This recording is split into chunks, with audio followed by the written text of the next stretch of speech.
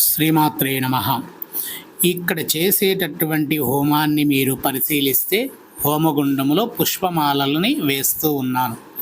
ఎందుకు ఇలా వేయటము అనేటటువంటి విషయానికి వస్తే, ఈ హోమం పూర్తయిన తర్వాత మరలా ఇంకొక హోమం చెయ్యాలి.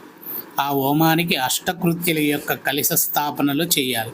ఆ కలశ స్థాపనలు చేసిన తర్వాత పుష్పమాలలని సమర్పించాలి. అవి సమర్పించాలి అని అంటే డైరెక్ట్గా పుష్పాలకు సంబంధించినటువంటి షాపు నుండి తెచ్చినటువంటి పూలమాలలను వేసి అష్టకృత్యుల యొక్క షోడశోపచార పూజా ప్రక్రియలు చేయకూడదు. మరి ఏం చేయాలి అన్నప్పుడు షోడశీ హోమం చేసి ఆ హోమంలో నుంచి వచ్చేటటువంటి పొగ తాకినటువంటి పూలమాలలు మాత్రమే ఈ అష్టకృత్యులకు వేయాలి.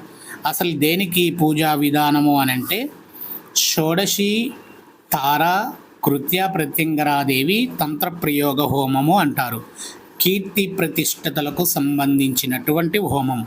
మన శత్రువులు మనకి కీర్తి ప్రతిష్టతలు రాకుండా భగ్నం కలిగిస్తున్నటువంటి సమయంలో అటువంటి శత్రువులని సంహరించేటటువంటి విధానము కలిగినటువంటి గుప్త కీర్తి ప్రతిష్టతలని అందించేటటువంటి తంత్రప్రయోగము ప్రత్యంగరాదేవి విధానంలో ఈ పూజ.